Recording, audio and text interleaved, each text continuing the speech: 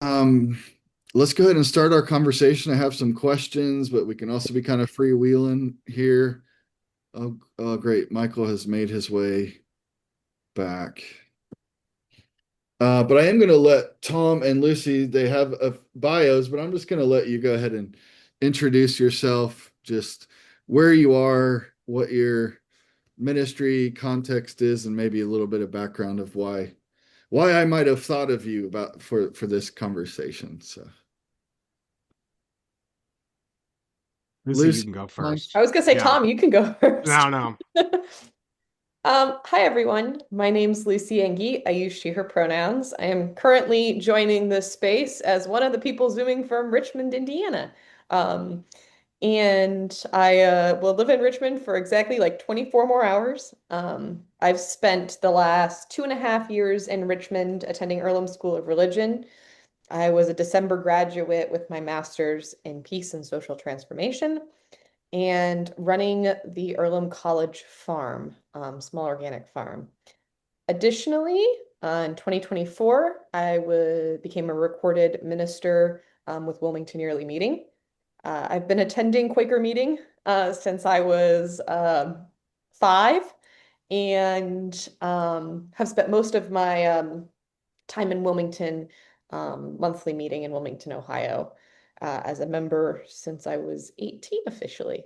Um, so I spent a lot of my adolescence and teenage years, and I've gone to Quaker higher education institutions, and um, I think part of being a young person in spaces where there are less young people is advocating for inclusion of all age groups and creating opportunities for young people, not just myself as a young person, but really, what is the future of Quakers in an aging space? So that has been work I've carried at Wilmington College, where I now serve on the board of trustees, and additionally at the Friends Committee on National Legislation, where I'm co-clerk of Quaker Governance and Engagement, which is a brand new committee I'm really excited to be on. So I was delighted when I got the email from Andy. I'm passionate about rural spaces and the intersection with Quaker Ministry, and really glad to be in conversation with Tom and you all as well tonight. So thanks. Tom, over to you. I'm Tom Rockwell. I think everybody here basically knows me. I'm the associate superintendent at Western Yearly Meeting, where I work with a number of rural meetings, including with two pastors of rural meetings who are with us. I also pastor at West Elkton Friends Meeting. West Elkton is a town of like 110 now, so it's very rural. So coming at rural ministry from multiple angles. It's also just something I'm sort of sociologically interested in with the decline of churches generally, but especially in rural places, and just the decline of rural life in general is fascinating to me. So it's a subject of interest for me. For sure. Thank you. Yeah. Interesting note, though. I just read something today that about it dramatic reversal of trends when it comes to young adults in rural and small town, where it used to be the kind of the um, brain drain, right? Where supposed so-called where young people were graduating and moving to the cities. There's been a major reversal of young adults moving to rural and small town places. So, various reasons for that, but it's really interesting to see that trend unfolding. So, my first question is, what do you love about rural and small town life and ministry? Tom, it's your turn to go first. Okay. Well, I grew up in a relatively small town, so it still feels like home to me. Richmond feels like a relatively large place to me rather than Jade. It's like, oh well, this is nothing. So for me, it's just feels like being back home. I really like in my monthly meeting that a lot of the people are people who have lived um at that meeting and been in their meeting like their whole lives. We have several people who are in their 80s and 90s who have that, and there's just a very different mentality towards life that comes with that. One thing I've noticed is there's like much lower expectation that people are going to change or adapt themselves to your demands, and there's just a greater acceptance of who people are that I have really found comforting and has been a growing edge for me, because I think I'm in many ways a fairly demanding person of myself and sometimes of others. So it's been really pleasant to be a part of that. Mm. I've grown up in a variety of settings. I've lived everywhere from, a downtown in Chattanooga, Tennessee, to a small mountain in Tennessee, to a small community in Connecticut, to several small towns in Ohio, to I spent a year in Columbus, which was definitely the biggest city I've lived in. Um, but I think my decision to go to Wilmington College, a town of 12,000 people, which was by far the smallest place I've ever lived, was really grounded in my interest in being in a Quaker setting and my interest in that small town. It was the town I grew up going to church in, at Wilmington Friends. And I remember being a small kid and thinking how special Clinton County was because everybody seemed to know everyone, and there was such a sense of pride in the community. And I was like, even if I just get to be a part of that for a few years, I want to be a part of Clinton County. And I think the same applies to communities like Richmond. There's an intimacy. It's you can live in a big city and you know your coworkers and you might know a neighbor, and but you can go to Kroger and no one's ever going to recognize you. You go to Kroger in a small town you've there enough, you better not be wearing your pajamas because you're going to run into somebody. I hit the point when I lived in Richmond about a year and a half, and I was wearing my house cleaning clothes, and I went to Dollar General, and somebody was like, "Oh, hi, Lucy." I'm like, "Dear God, I didn't mean to run into anybody in this state." But that's the thing. It's nice. There's a sense of home to it. And I think in a world that can feel very disconnected and big and challenging, knowing your neighbors, and having that community, um, my meeting growing up was and still is fairly politically diverse. Um, and I think so often we go off into our segmented silos, and we don't talk to each other. And I think small towns allow for less of that in a way. Sure, there's still cliques, but you're forced to interact and you've known people a long time. And it's special to be in a place where you have that kind of history. When I go home to Wilmington Friends, I mean, people have known me since I was 5 there, and there's really something special about that. I grew up in meeting with the professor who became my college advisor, and there's just a different level of human connection. Um, and I think that breeds opportunities for connection in ways, kind of looking at the snow footprints in the snow that Andy was talking about. I think I think small towns are special. And I'm going to Roanoke County, Virginia, and so I'll be kind of in between a city and a small town. Um, but I find myself as I look up things, I find myself inclined to go to the small town for them. Um, because I feel like I'll find community easier there. Mm.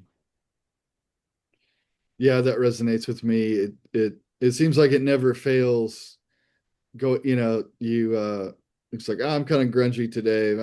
I'll just run into the store real quick." And it's always those times when you see Yeah. people that you know and you talk to. But so I understand there's some people that will drive a little further just because they're like, I just don't want to go.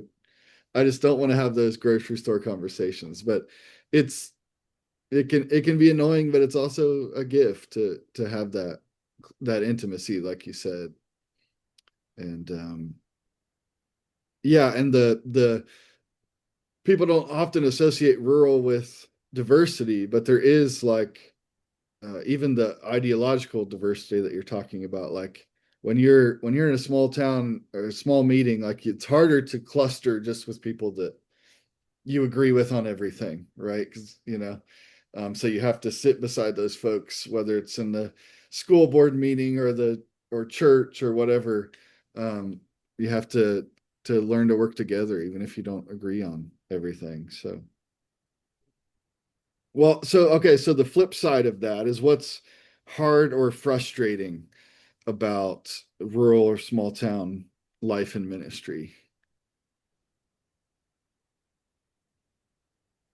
I mean, the decline thing is a major element, and just some of the cultural shifts that have gone along with decline are huge. At the turn at 1900, about 70% of the US population lived in rural areas. So, like, the area where I did ministry is totally different than it is today. Now, less than 20% of people live in rural areas. 80% of people live on like 2.5% of the US landmass. So, we are a vastly different culture and place than we were 100 years ago. And very few of our institutions have done anything to like deal with the cultural changes and reckoning that go along with that. Um, there's some things like the brain drain that you sort of referenced that I think are really relevant, but it's also just the a lot of our smaller communities, especially when I think of like West Elkton, people just feel like life there is not going to continue in the way that older members experienced it when they were younger.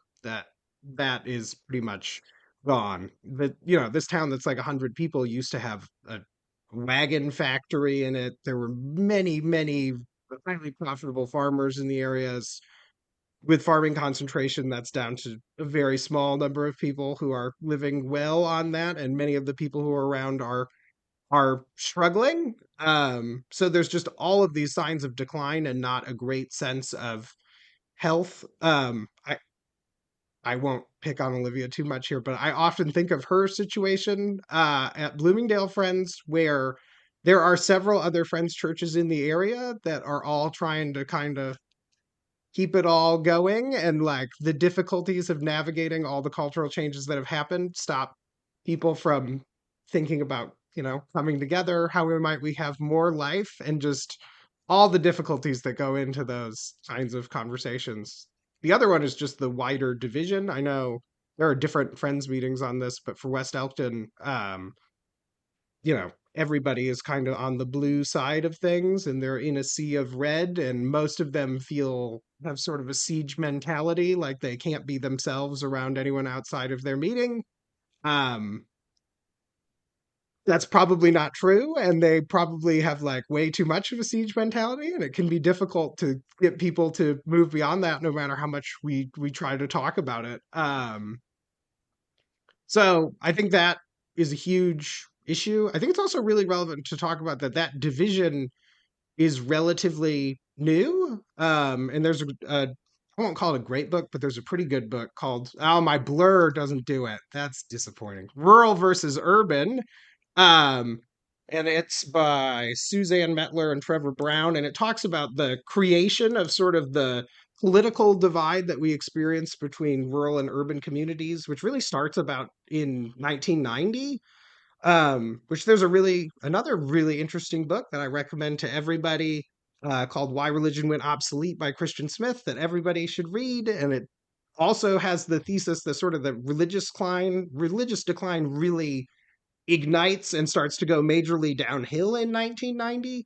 So this is like a relatively recent phenomenon of us being in serious religious decline, not having as many people as we'd like to be attending our meetings, and a massive political division along urban rural lines that really did not used to exist. It used to be like very small. Now it's huge. It's one of the biggest deciding trends of sort of like where someone is going to be politically. So division, decline, a sense of hopelessness about being able to build things up for the future are some of the biggest sort of struggles I see.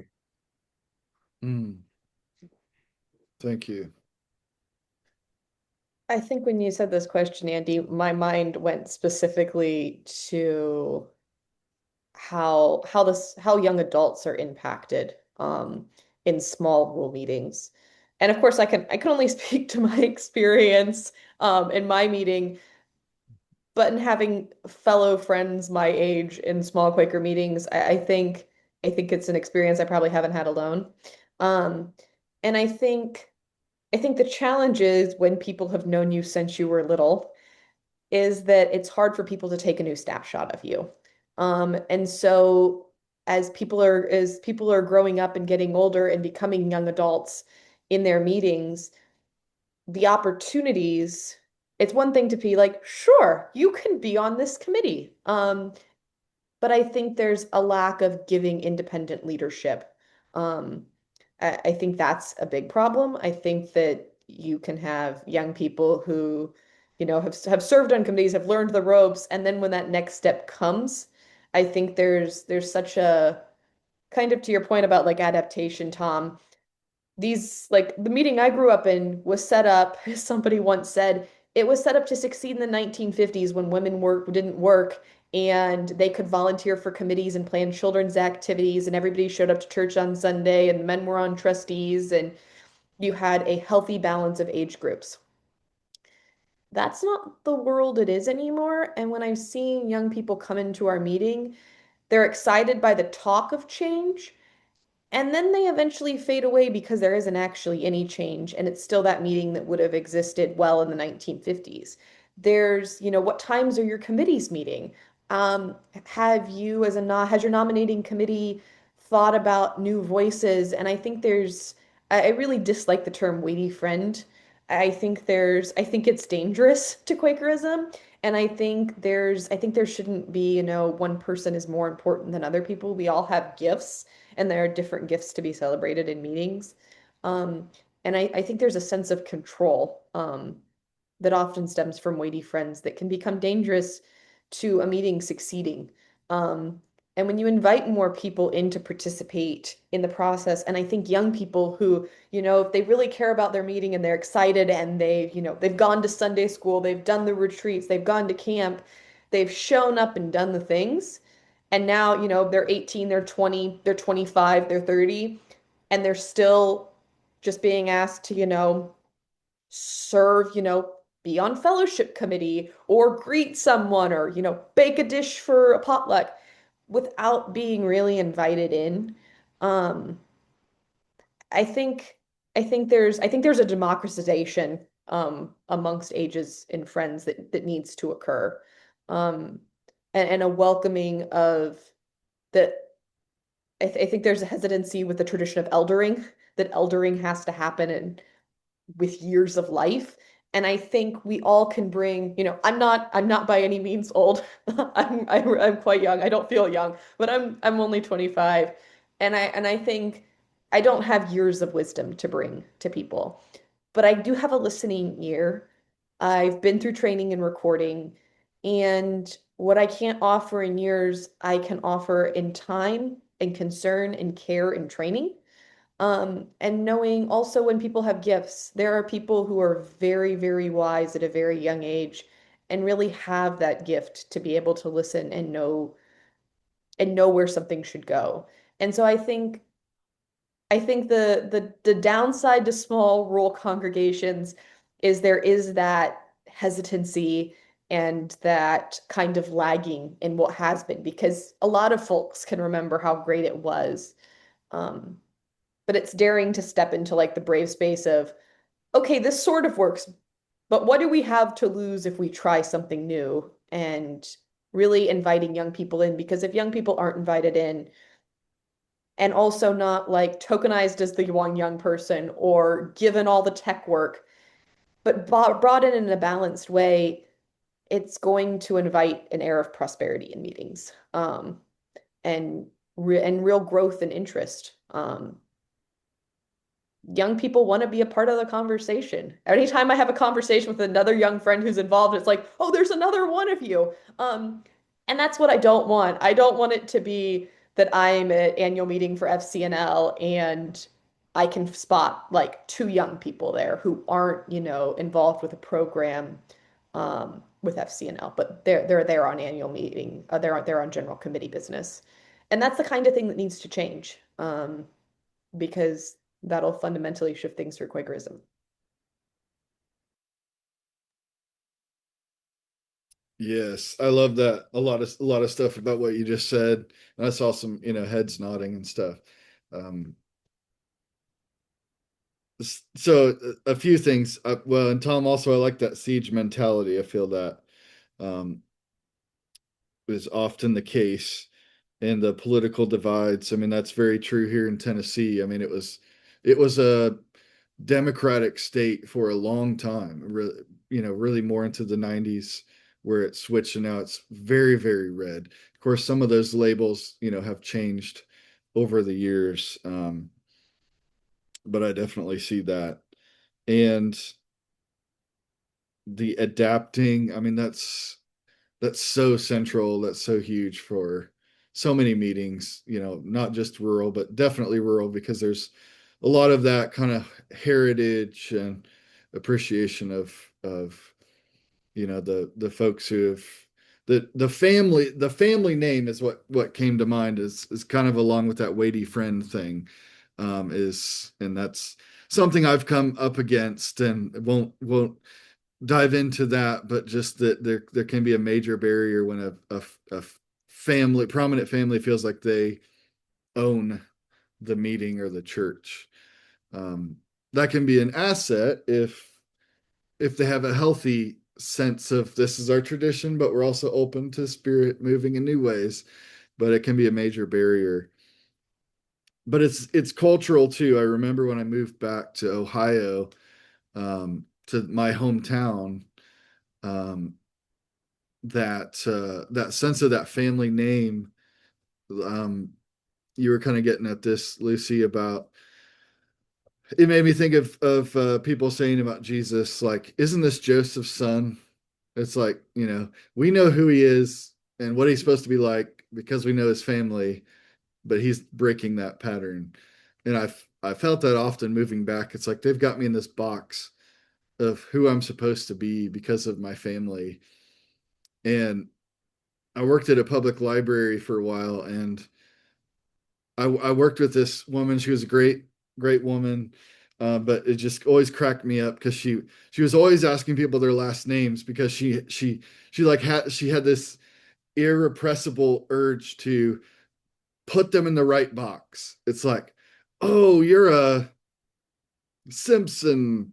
That family's been around, so you must be a good person. Oh, you're a Rockwell. Uh-oh. So we better look out for that person.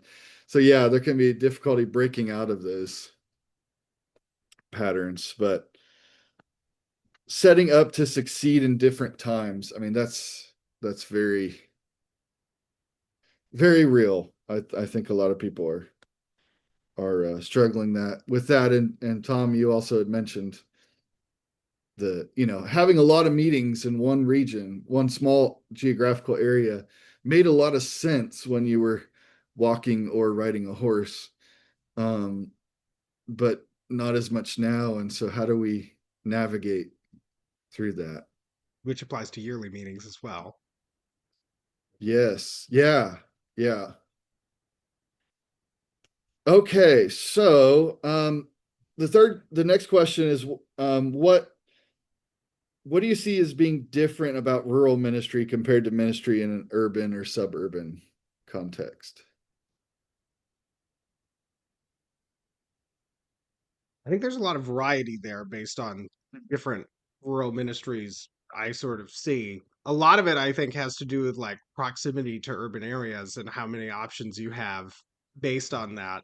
Um, and just like how much is your meeting a family meeting with a few, different families and it's structured all around that versus a little more range of people, maybe a few more people, and how willing they are to try different things. But I mean, I think specifically like the proximity to urban spaces really like determines a lot of how many options you have to try different things.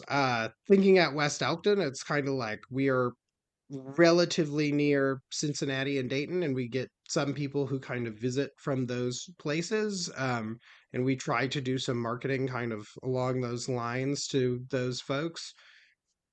People in some of our like most rural meetings, which are not represented by any people here, um, really just don't feel like they have a lot of options. There's not that many people to reach out to. They don't feel like they have the capacity to do that. But like having some proximity to something, it doesn't have to be Cincinnati or Dayton, but like a town of any size seems to be a defining characteristic in like how much ability do you have to do something? Whereas when you're in an urban area, it's normally like you're swamped with options, but you probably don't have the money time necessarily to like start doing those things. And it's kind of how do you prioritize those things and build up? Whereas for rural ministry, that often feels like those aren't necessarily there. Mm-hmm.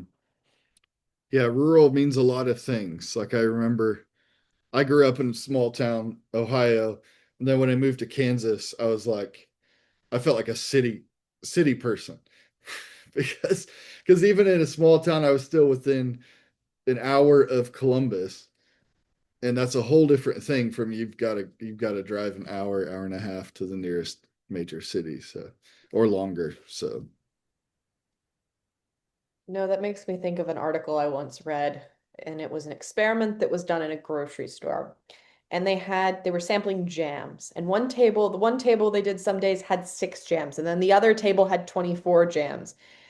And the table that only had 6 choices for jams sold a lot more jams. As somebody who has FOMO, I really relate to that. Like, it's nice to have 6 choices.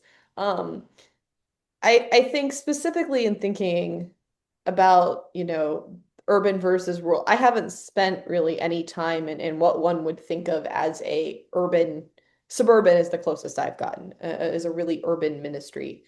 Um, I think that when you look at rural meetings, there are less choices. So when you're talking about attracting new people, and I think I'm going to speak specifically of more socially progressive meetings here for a sec. I think in those spaces, oftentimes they're one of the few denominations that tend to be welcoming and affirming.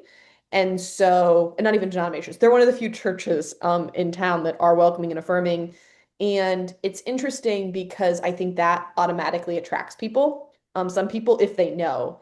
Um, it's always been interesting at my meeting growing up. There was always a fear of putting out a pride flag because if we put out a pride flag, what if somebody vandalized the building? And so I think like for socially progressive meetings, um, I think there's an assumption, well, they know we're Quaker, so they'll show up. And so I think there's a lost opportunity there in that if you're going to do this, look what the Methodists are doing. Like, look at what other people are doing. They're talking about signs. Katrina, thank you. I think that's how you pronounce her name. Sorry if it's not. So I think there's if you're gonna you get to be if you're going to be if you're going to be welcoming and affirming, share that with people. Don't assume people are going to assume that. And because there is such a theological and social diversity within Quakerism, um, but that is going to be one of the things that's going to stand out and work for church growth if done well, in a rural town where, there tends to be more conservative religiously. Um, I think the other nice thing in a small town and like in my meeting growing up is that you had city council members and college professors because we had a Quaker college in town. And so it's not just that you see those people on Sundays. They're the people you see at work, and at school. And it's really not just that you see those people on Sunday. You get to see how they're carrying out and how they're, letting their light speak, to borrow that Quaker phrase, outside of church on Sundays. And I think there's something inspiring about that. And I think again, I spent large amounts of time in, the Wilmington and Richmond, which are, multi-Quaker institution church areas, so kind of little Quaker meccas, if you will. Um, but I think it bleeds over into the rest of the community in some ways. And I think that can both have positive and negative impacts. I think it gets diluted in bigger cities, where it's not, where they're, again, I'm speaking of concentrated areas, but in non-concentrated areas, especially when you get into like Cincinnati has 3 Quaker meetings, but I don't feel the same um, disproportionate influence I feel in Richmond or in Wilmington. Um, mm-hmm. yeah, I think it would be interesting if I spent time in a very, urban population meeting, how that would kind of shift and shape how I see things. But yeah. Yeah, yeah. Well, we're about halfway through, but I want to pause and give people an opportunity to share any questions or thoughts before we move on, because I have a feeling there might be some things that have come up already, and so to give folks a chance to respond.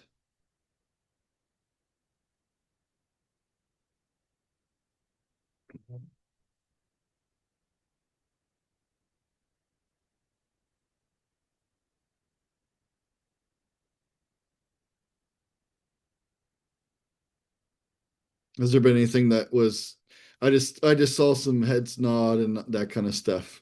So just wondering if there's anything that was resonating particularly, or um, has brought up other topics.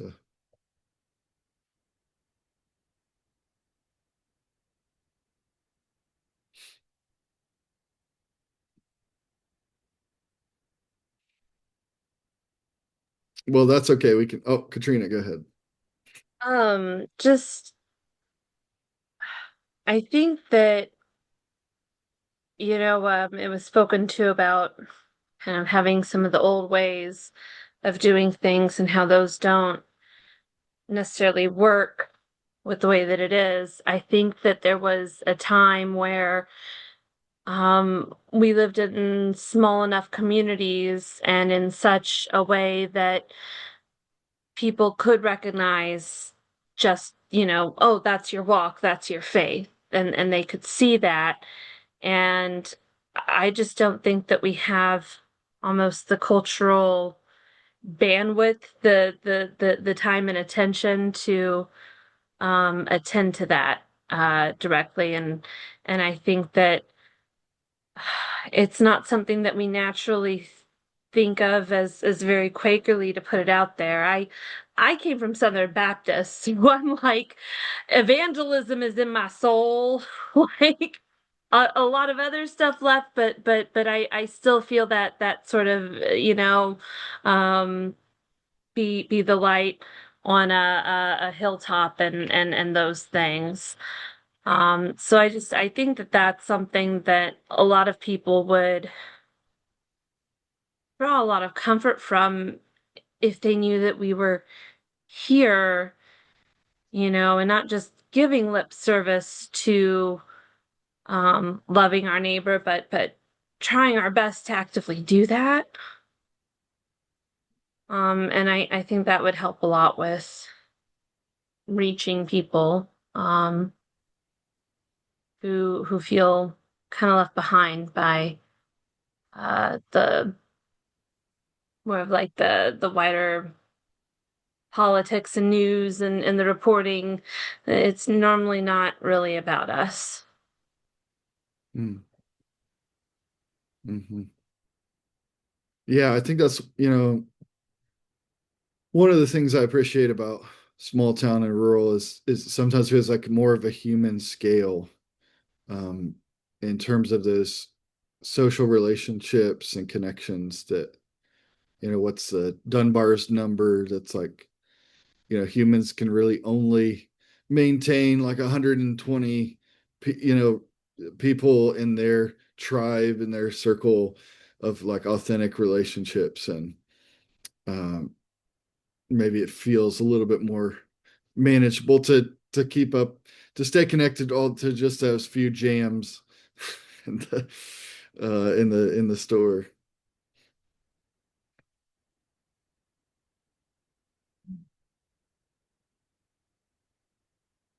All right, well, we'll go on, but yeah, feel free to take note of any questions or thoughts you might have that you want to share at the end.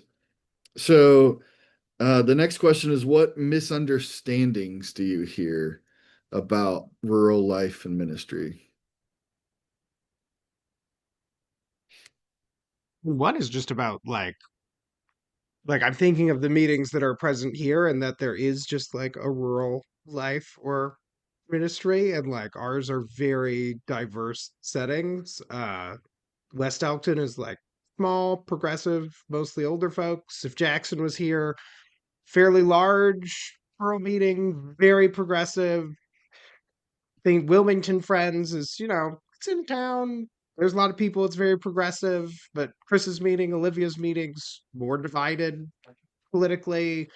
just different vibes. So just the idea that there is, one rural setting at all, and if that's Michael J. Raysville, similar situation with some division. So just the idea that there is one rural ministry context at all to me seems like a, Mhm.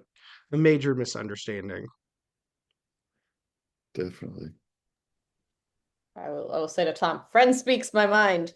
Um, I also think in like the ideas of generalizations that relate to rural ministry and rural communities, I think extend very much into young adults. Um, there's been many times where it's like, you're a young person, come over here and give a young person's perspective. And it's like, well, I can speak to my experience, but there's a lot of people who are young people. And when you think about people who live in rural places, you have all sorts of diversity from socioeconomical to political, to racial. There is a lot of different ways of looking at diversity, and then you can layer age on top of that. So I think something I'm always like trying to hold space for is inviting more people into the conversation. Um, and knowing, ask many people their opinions who fall into the demographic you wish to speak to. Don't just ask one young friend, ask more young friends. Um, and so I think that's the thing. It's not exactly your question, Andy, but as Tom was speaking, that's kind of the point I want to make is that one young friend in your meeting who's super active, ask the quieter young friends too. Mm. Hmm. Yeah, I mean, so much of life in ministry is about not being confined to the stereotypes, so whether that's about, oh, what's the young adult perspective on this or that. In some ways we're doing that tonight, but hopefully getting some diverse perspectives as well. But also, or what's the rural perspective on that? It's an impossible task. It's a dialogue, it's a conversation. And I love, like, one of the things I love about ministry is engaging with people at a deeper level so that you see them break your expectations of who they are. I mean, I think of a guy at our meeting. He's a bigger, stocky guy, and he's very like blue collar, and he carries a gun, concealed carry handgun, pretty much at all times. So you think, oh, I know who that is. Like, I know that guy, especially in a rural place. But he's like one of the most outspoken like advocates for LGBTQ people, and has like all kinds of different perspectives on different things. And it's just like, that's real life. And I love seeing that, and having my preconceived notions uh, messed with. Yeah. I think even if we're told not to take a picture, or not to judge somebody by like the what is it, book cover book. My brain's tired. Sorry. Don't judge a book by its cover. I think as human beings and as part of society, that's kind of what we're like, oh, this person goes with that. Um, and I think we lose out on a lot. I took up a project last spring in one of my final seminary classes, and I interviewed 5 or 6 family members who I thought I knew what their political beliefs were. And my whole goal, as I set out, is like, in our very divided society, how do we have conversations? How, because like in families, you're like, don't talk about, money, politics, etc.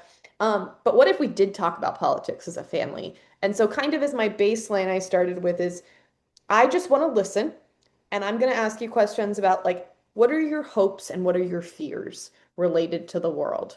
And then at the end, I am kind of like, what, like, questions around that. And at the end, I asked, like, are you married? Do you have kids?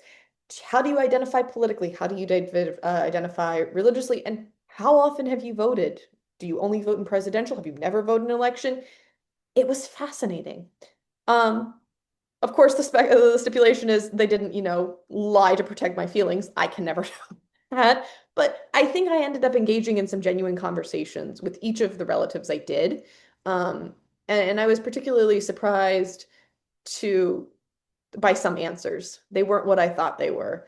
And it really made me realize that I need to have that engaging in opportunities to listen and really setting aside time kind of for dialogue. And I'm messing around with the idea in my downtime um, of recontacting those relatives and saying like, hey, it's been a year. Can we talk again? Like what's changed for you in the last year related to this and what hasn't? And so the part of my brain that can't quite separate from academics is like, what if I just kind of did this for like several years and collected this sort of ethnography style research? Because I think it's really interesting when you read the news how much is shifting. And it's interesting. I've in family conversations have heard things shift for them religiously. Like one aunt isn't actually both of the aunts I interviewed aren't attending church anymore regularly. Um, and so how does that shift things? So it was really interesting. Mm. Yeah. Yeah, that's great. Okay, so my next question is, what do rural meetings and churches look like when they are at their best?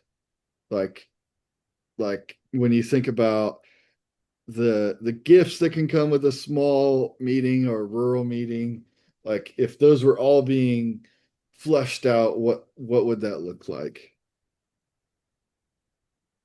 And then maybe also the second part of that is, what would that look like for young adults? Mm.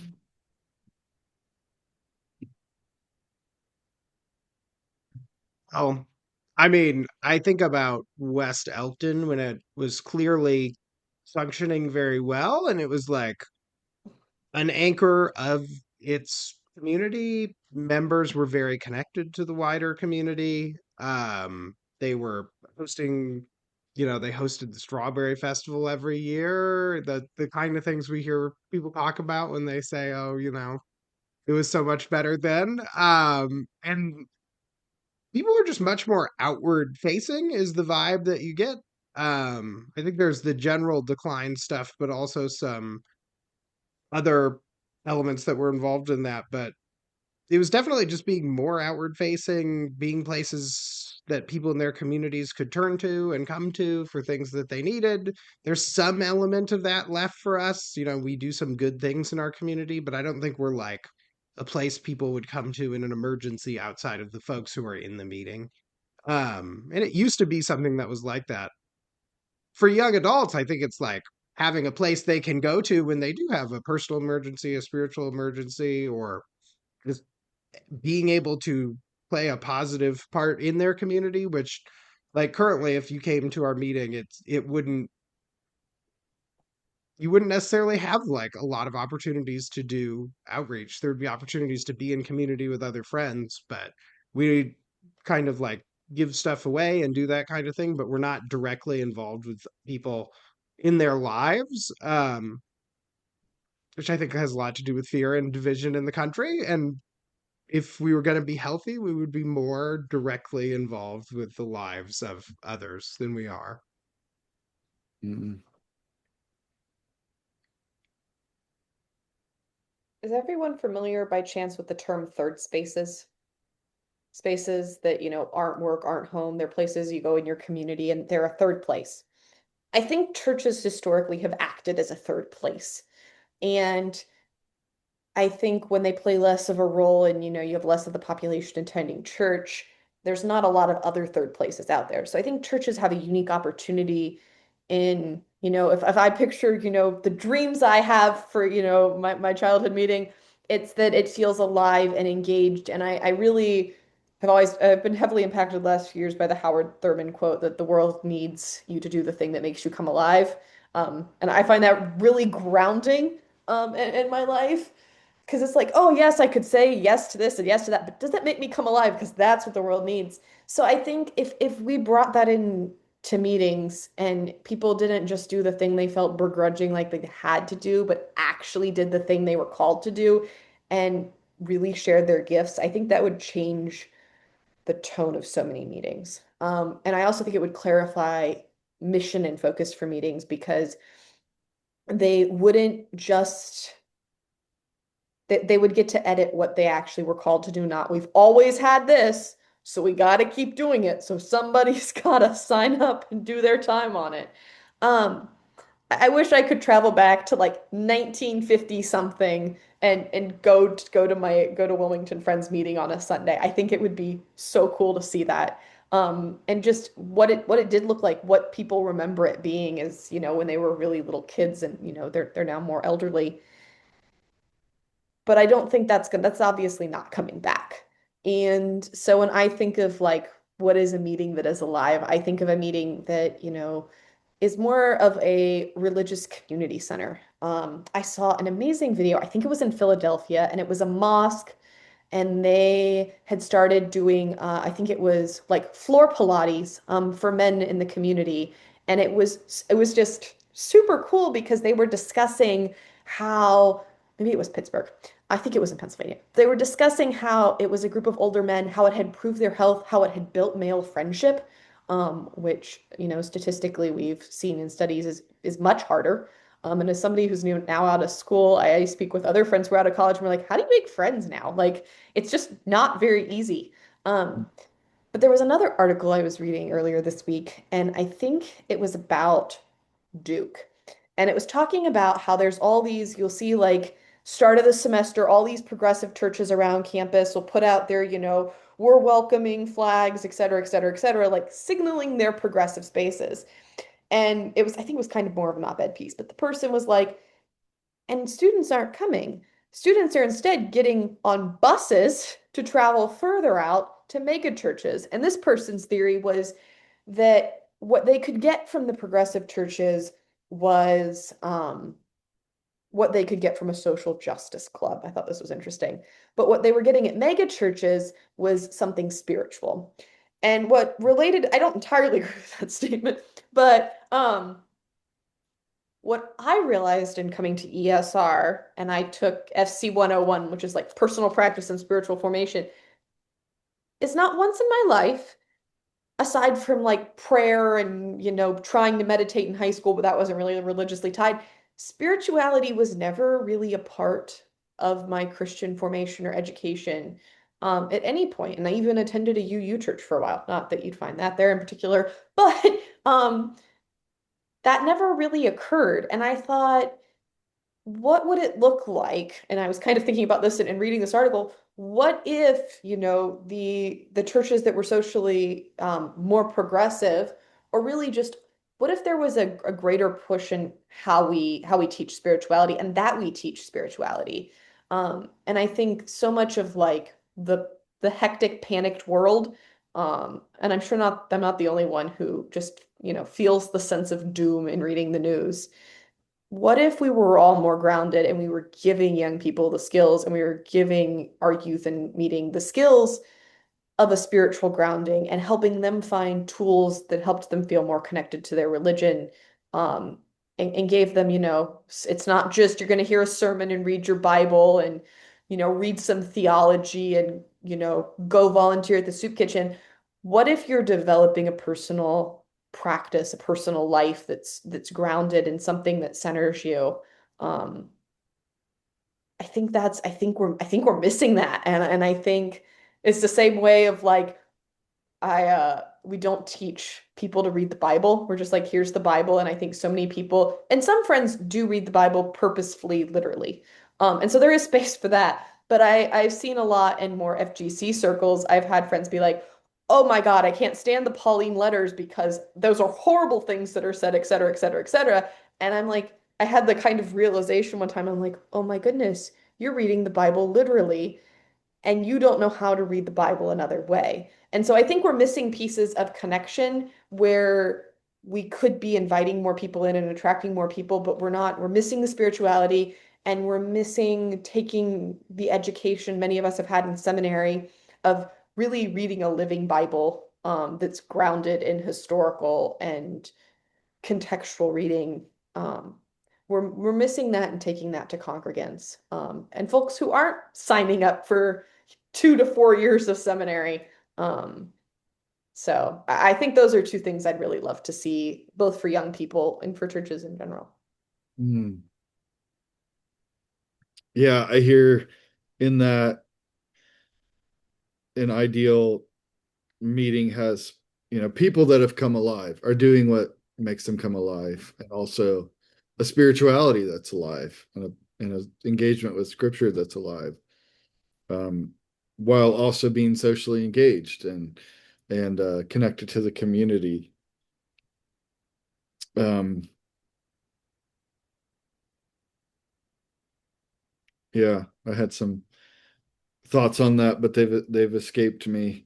Sorry, I Um, went down like several no, that's separate paths there. great. I think like as a pastor, I wrestle a lot with how much to talk about what's going on in the wider world and in the political world. And because you don't want to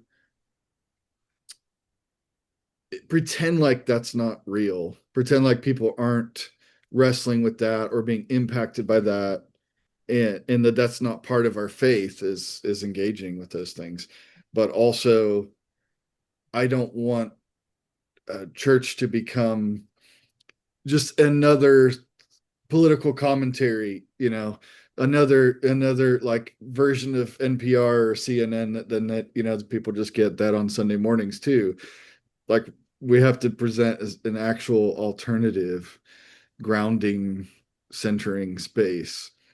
And I hear that wrestling, and I think people are hungry. I mean, I think that's part of what you're getting, is that people are hungry for that as well. No, I think a big turning point for me in like how I wrestled with like it was good being Quaker, but I wrestled for a long time with being a Christian. Um, and my college advisor in high school, who ended up being my college advisor in high school, so like, you need to read The Irresistible Revolution by Shane Claiborne, who is not at all a Quaker, but I feel like he really fits that, um, you know, that deep spiritual, the deep religious, and the also, I am going to live as a Christian in the world. And that means actually showing up. And that means doing the hard things. And having that alive faith. So if you haven't read anything by Shane Claiborne, here's my plug for that. Yeah, interestingly, he actually grew up in Maryville, Tennessee. And Yeah. so maybe you've already heard this, but yeah, there's a lot of people at Maryville friends that are like, "Oh yeah, we knew him. Like he dated my daughter, and yada yada." So it's interesting. He apparently he comes back here occasionally. Uh, But he- yeah, definitely that kind of living faith, that, and I think that's Quakerism at its best, is that deep spirituality, but also like socially engaged and socially concerned. So, um, maybe one last question, then we'll open it up. Is that, do you think that, at the risk of asking you to speak for young adults again, um, do you think that a lot of young adults are looking for meetings or churches that have like programming specifically for young adults, or are they looking more for just like that general community, that like more closely knit spiritual community? Well, we had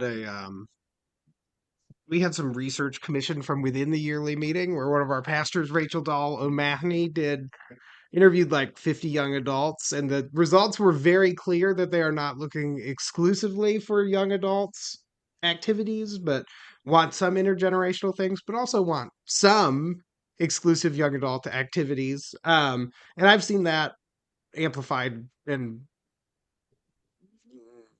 restated in other research now as we've looked into it more. We worked with a young adult consultant out of Seattle who's working on from a Lilly grant and is doing a lot of research around that. And basically, all of his research says the same thing, that yes, there needs to be a small amount of exclusivity and connection, but the primary driver is for intergenerationality. And that's like really what people are looking for. So we try to have young adult events. We do pretty well with those and having folks attend at the yearly meeting. I don't know how much that trickles into the intergenerational stuff. I think for the people who are already doing that, it does. Sometimes it's harder to get retention for those folks who don't. I think there's like a wide variety of reasons around that. Mm-hmm. I think I'll speak to I'll speak to my for myself as a young adult, You but can I'll also speak to kind of I feel like I've had other conversations with people who are also young. I think there's a challenge in how wide we determine young adults, and then we lump all the young adults together that we've put in this category. And I think specifically as someone in their 20s, I don't and as somebody who's worked with college students currently, I would love to have a fellowship space of engaged young friends who aren't in college and who aren't necessarily, have kids or are married. I think it's great to have spaces, but there's also like, there's so many people who it just sort of feels like, oh, I'm in another big group and everybody's kind of at a different life place. And so I think there's something to really be said in maybe breaking down those spaces. And it's, at FCNL, another young friend and I, for annual meeting, were like, we need a young adult caucus. And then nobody showed up to a young adult caucus. I'm like, we'll try next year, when it's in person. So I think it's one about creating spaces and like being like, okay, who's going to show up here? But I also think the challenge is you have so few young people that fit in this like small category that you almost have to probably like, I don't even know how you find the other people. So you're just kind of happy to run into each other at random things. But I think don't don't put everyone who's 18 to 35 plus together because there are some spaces where somebody who's 60 really falls in as a young friend. Narrow it down, be more intentional in how you're breaking down that group. And it's really nice when you get those small groups. And I've had dinner a few times with, a small group of young friends who I'm friends with, and there's it's refreshing. Because it's not that, we don't want to have conversations with people of all ages, but there are certain frustrations that we might mutually face. Or certain conversations that we want to have that we don't, want to have with everybody. And at the same time, we want to be equals in intergenerational spaces. I want to be an equal in an intergenerational space. Um, and I think it's a balance between mentoring that leadership, and that, participating and also just allowing somebody to show up, with the experience they already have.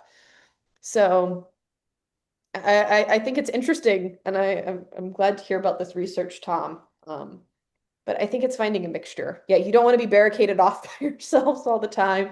But sometimes you want to have the room.